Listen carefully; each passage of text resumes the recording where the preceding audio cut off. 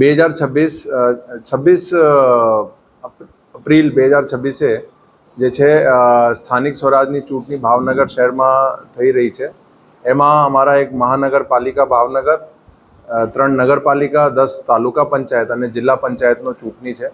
એમાં ટોટલ જે છે 1172 બૂથ બિલ્ડિંગ છે, જે પૈકી 272 જેવા જે છે સંવેદનશીલ અને અતિ સંવેદનશીલ જાહેર કરવામાં આવેલ છે. આમાં જે છે ટોટલ પોલીસનો SRP અને જે બીજા ઓક્ઝિલરી ફોર્સીસ હોય છે એના ટોટલ 3800નો બંદોબસ્ત છે અને 150થી વધારે ટીમ જે છે અલગ અલગ વિસ્તારોમાં જે છે પેટ્રોલિંગમાં રહેશે પોલીસની.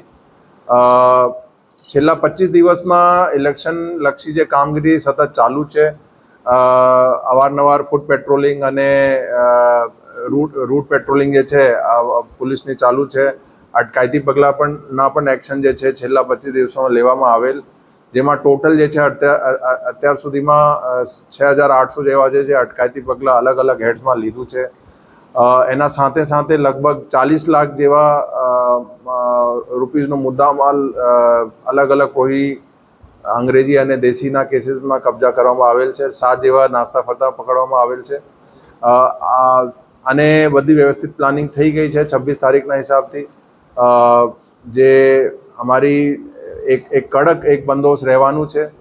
જે પણ ચૂંટણીના દિવસે કોઈ પણ એવા માણસો જે ચૂંટણીના દિવસે શાંતિથી જે ઇલેક્શન ચાલે છે એમાં કોઈ પણ જાતની શાંતિ જળવાઈ રહે એના વિપરીત કોઈ કાર્ય કરશે એના વિરુદ્ધ કડકમાં કડક પગલાં જે છે પોલીસ લેશે. પોલીસ એલર્ટ છે એના માટે.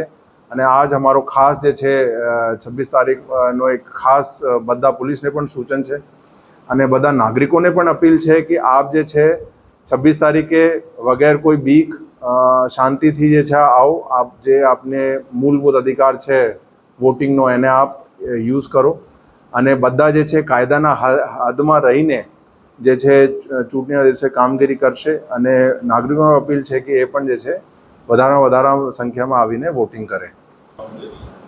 નેત્રમમાં અમારા એક તો શહેરમાં, પછી ભાવનગર શહેર, સાથે સાથે સિહોર, મહુવા નહીં પાલિતાનામાં જે છે નેત્રમના કેમેરાઓ થકી જે છે નજર રાખવામાં આવશે.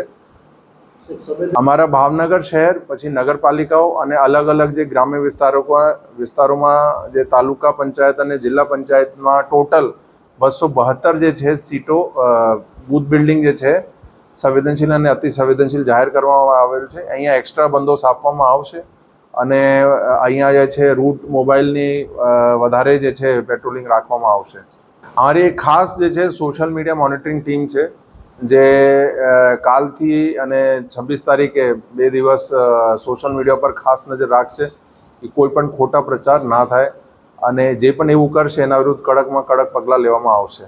અત્યાર સુધીમાં તો જે મોડલ કોડ ઓફ કન્ડક્ટ છે એના ઉલ્લંઘનની એવી કોઈ ફરિયાદ આવી નથી. બાકી અત્યાર સુધીમાં શાંતિથી બધું જે છે એક ચૂંટણીનો માહોલ છે. શહેર સિવાય SRP જિલ્લામાં કોઈ જગ્યાએ તૈનાત કરેલી? અમારા જે SRPના જેટલા માણસો આ વખતે જે આપવામાં આવેલ છે એને મોટાભાગે સ્ટ્રોંગ રૂમ અને જે બહુ અતિ સંવેદનશીલ વિસ્તારો છે અહીંયા વાપરવામાં આવશે.